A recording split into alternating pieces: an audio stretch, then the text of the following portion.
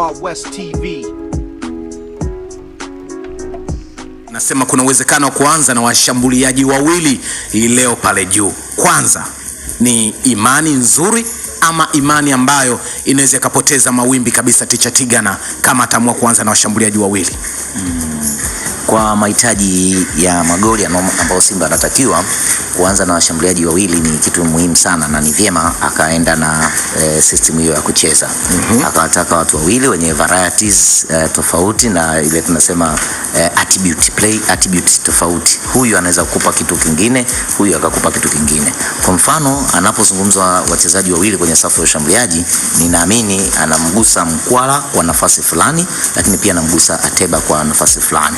Sasa ukiangalia hawa wawili kwenye play style yao ni tofauti uchezaji wao. Mmoja ataweza kuwa ana link up nzuri kwa sababu ana tabia za midfielder pia, kwa maana ya Ateba kuweza kushuka chini kuchukua kuwapunguza watu wawili akaenda kumface goalkeeper.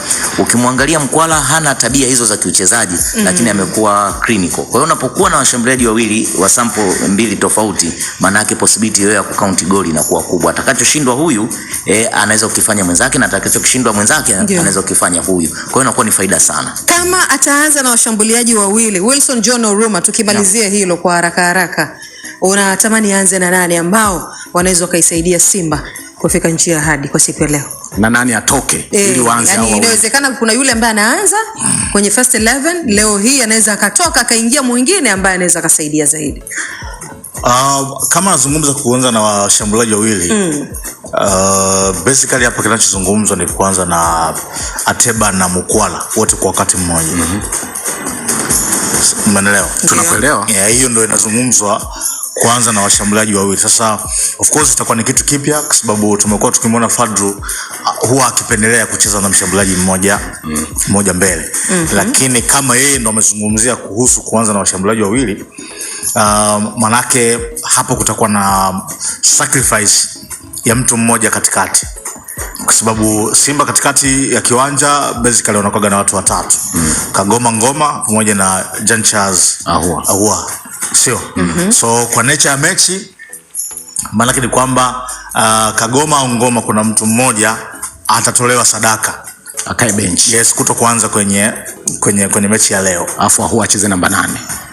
Afu Ahua acheze sasa kama namba 8. Yes, Janchaz acheze namba 8, ataamua acheze kati ya yeye na Ngoma au yeye na Kagoma. Umeelewa? Na unakumbuka pale kwenye interview ya Fadru kuna kitu alikizungumza kuhusiana na rest defense. Nafikiri hiki ni kitu cha msingi sana amekizungumza kwenye namna ya kuiendea hii mechi, kwa sababu tumezungumza kuhusiana na mahitaji ya Simba kwenye mechi kwamba wanapaswa kushinda, lakini tunu pale pia kuna sehemu uligusia kwamba Masli pia wanao ubora. Fadru kwenye interview ame-highlight ubora wa Masli kwenye huu mchezo, kwamba ni wazuri sana kwenye transition, ni wazuri sana kwenye mashambulizi ya kujibu. Sasa mashambulizi ya kujibu yanazuiwa na hiyo rest defense ambayo Fadru ameizungumza hapo kwenye interview. Sasa rest defense ni kitu gani? Rest defense ni muundo ambao timu inautengeneza wakati inashambulia. Sio? Ndio. Yaani wakati mnashambulia, mnatengeneza muundo ambao unasema what if tukipoteza mpira? Sio? Tutakuwa kwenye muundo gani?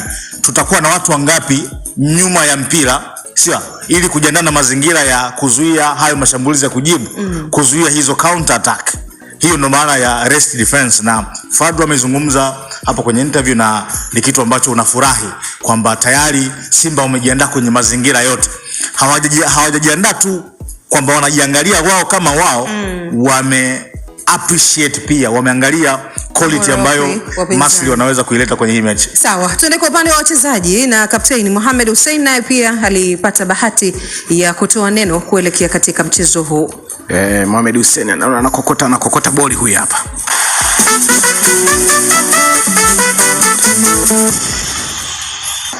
Sisi kama wachezaji, maandalizi yameenda vizuri kabisa. Naweza kusema maandalizi yameenda kwa 99%. Kwa hiyo leo tunakuja kukamilisha 100% ili tuweze kukamilisha 100% kwa ajili ya mchezo wa kesho. Kwa hiyo niseme tu kwamba tupo tayari kwa ajili ya kuhakikisha kwamba tunaivusha Simba kuelekea katika hatua ya nusu finali.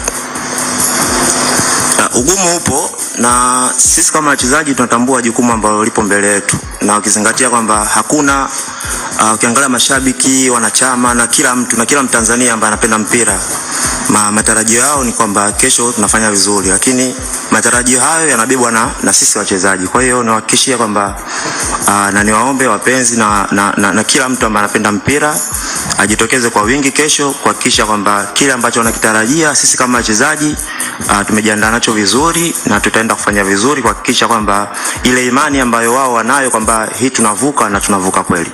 Neno la kwanza ambalo nimewaambia ni kwamba hii hatua ambayo tupo ni hatua ambayo kila mtu kashaifanya. Yaani tusijivunie hii hatua ambayo tupo nayo sasa hivi. Kwa hiyo jukumu lao kubwa ambalo limewafanya leo hii wapo Simba ni kuhakikisha kwamba tunatoka katika hatua hii na tunaenda katika hatua inayofuata. Kwa hiyo ni kuhakikishia kwamba wachezaji wangu ni waelewa na tupo tayari kwa ajili ya mpambano na kuhakikishia kwamba tunavuka.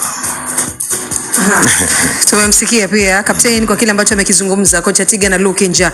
Kwa namna ambavyo hamasa imefanyika, inawezekana hii inaweza kawaathiri wachezaji kwa upande wa chanya, kwa maana unajua ile kuna athari chanya. Athari chanya. Kuna athari hasi na athari chanya. Lete maneno ya Kiswahili tu Hassan Shenkomo. Athari chanya inaweza ikawaingia zaidi wachezaji kutokana na hii hamasa, ili basi waende wakafanye vizuri katika mchezo huu, kwa sababu sasa hivi kila kona ukipita, hii tunavuka. Inawezekana imeshawaingia wachezaji na wanaweza wakafanikiwa. Na ukimsikiliza captain ya side hapa tunamzungumza Shabalala, anaonesha na akilisha kundi kubwa la wachezaji. Alichokitamka yeye ndio uelewa wa wachezaji uliopo. Na nakumbuka katika platform yetu nyingine nilimwambia Maziku kama wachezaji watajitambua kwamba wapo kwenye hatua gani na aina ya mechi wanaoiendea, nafasi ya kufuzu inakuwa ipo. Anakumbusha kitu hapa Mohamed Hussein. Ndio. Kwamba amezungumza na wachezaji wake. Kwa maana hapa anatumia neno wenzake kuhusiana na umuhimu wa kuvuka kwenye hii hatua na hususan mchezaji anayecheza Simba, kwa sababu kwa mfano hawa wachezaji wapya Simba wa nyakati hizi ambazo hawajacheza robo au wamecheza robo finali, wanawakuta wenzao wameshacheza robo finali nyingi. Sasa wanataka kutoka hawa ambao ni waandamizi kutoka kwenye hatua ya robo finali kwenda kwenye nusu finali, sehemu ya kuandika historia yao. Sasa basi anasema nimezungumza na wenzangu, kwa maana kundi la wale wageni na nini, yes, utakapotuacha kwenye robo finali huna ulichofanya, kwa sababu tumekuwa na tendency ya kufika robo finali. Na amesema hapo kwamba hii hatua kila mtu ameshafika. Sasa tuondoke huku twende hapa, ndio inaonyesha kutambua umuhimu wa mechi wanaokwenda kuikabili siku ya kukutana nayo. Na kitu kingine ambacho nimekipenda hapo kwa Shaba, amesema kama tunavuka au hatuvuki, kwa asilimia kubwa responsibility ni sisi wachezaji. Yes. Umeelewa? Hiyo nimeipenda sana. Unajua kwa nini nimeipenda? Kwa sababu umeipendea nini Oruma? Kwa sababu Fadlu Davis, kocha wa Simba, tangu amefika mara zote naona kimuundo anaipa nafasi timu, anaipa nafasi nzuri timu kushindana kiwanjani.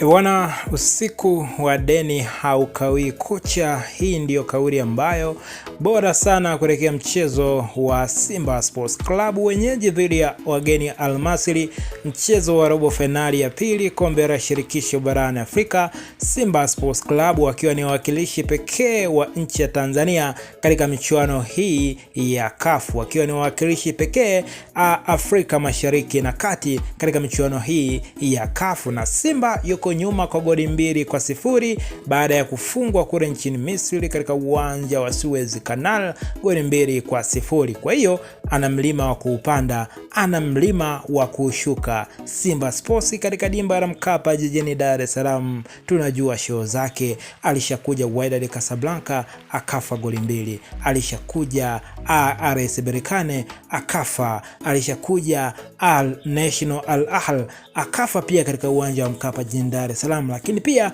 katika mechi za maamuzi kama za kufuzu katika hatua inayofuata mchezo kama unamalizika jijini Dar es Salaam hakuwahi kutoka. Muulize Mkana Red Devil alikula hapa chuma 3-1.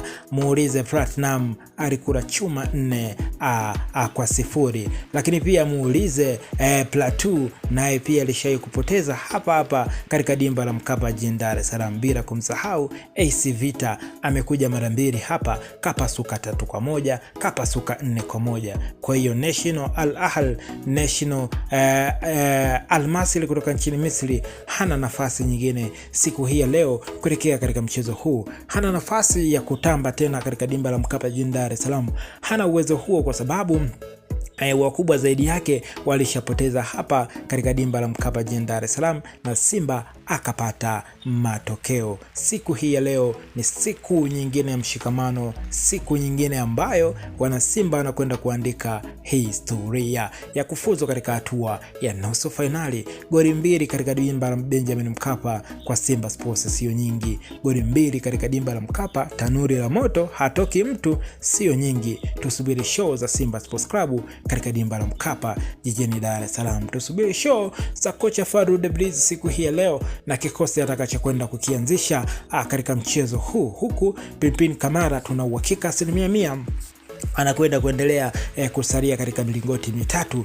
Lakini pia kwa upande wa mabeki wa pembeni, Shomari Salum Kapombe, Baba Esther, mbavu ya kulia bora kuwahi kutokea nchini Tanzania kwa miaka zaidi ya 10, ataendelea kusalia katika eneo hilo la mbavu ya kulia. Mbavu ya kushoto, Mohamed Hussein Shabalala, captain, mbavu bora ya kushoto kuwahi kutokea nchini Tanzania, mbavu bora ya muda wote katika ligi yetu ya Tanzania zaidi ya misimu 15, ataendelea kula mbavu ya kushoto. Upande wa mabeki wakati, Golden Boy, Tanzania Boy, Abdrazaki Hamza atakwenda kukaa sambamba na Chamu Karabu. Abdrazaki Hamza hazina nyingine ya Tanzania, mchezaji mwingine ambaye anakuja kusumbua soka la Tanzania, Afrika Mashariki, Afrika kwa ujumla, mpaka dunia kwa ujumla. Abdrazaki Hamza ana umri wa miaka 24 tu. Kijana huyo wa Kitanzania atakwenda sambamba na Chamu Karabu anayekwenda kuchukua nafasi ya Chefondo Maroni ambaye ni majeraha. Lakini katika mfumo wa 4-2-3-1 wale viungo wawili pale, kiungo mkabaji na kiungo mlainishaji, tunakwenda kumuona Mtanzania mwingine anayejua kukaba. Akishakaba anajua wapi upeleke mpira, anajua kukaba na kupeleka mpira katika maeneo sahihi. Huyu ni Ali Yusufu Kagoma. Lakini pia kwenye upande wa kiungo mwingine ni Fabrice Ruamba Ngoma, Mkongomani huyo ambaye amekuja kutafuta fedha, amekuja kufanya kazi nchini Tanzania, atakwenda kukaa sambamba na Yusufu Kagoma. Lakini katika viungo washambuliaji wale watatu, Kibi Sawala, Volcano, Elie Mpanzu, Moto ya Kongo, atakwenda kula mbavu moja, huku mbavu nyingine ikimenywa na Kibuleni Prosper Mkandaji. Tunajua show zake mpaka sasa na goli 3 katika michuano hii, kwa hiyo anaitamani kuendelea kuongeza idadi ya magoli ili kujihakikishia nafasi. Lakini pia tutakwenda kumwona Jean Sharehe wa katika eneo la ubunifu, bila kumsahau siku hii ya leo tunatamani, tunapenda aanze Steven Desemukwala, striker refu kuliko goli, baada ya michezo kadhaa kutokuanza, na akianza show yake inaonekana tutegemea kumwona siku hii ya leo akianzishwa na kocha Fadlu Davids katika eneo hilo la ushambuliaji. Kikosi cha Simba dhidi ya Al Masry katika mchezo ambao Simba anazihitaji sana hizo alama 3. Simba anauhitaji sana ushindi siku hii ya leo na kufuzu katika hatua ya nusu final. Kwa miaka ya hii ya 2000 Simba hakuwahi kufikia hatua hiyo, lakini sasa wanakwambia hii tunavuka. Tuandikie maoni yako katika sehemu ya comment, utuambie, utueleze, je, inawezekana?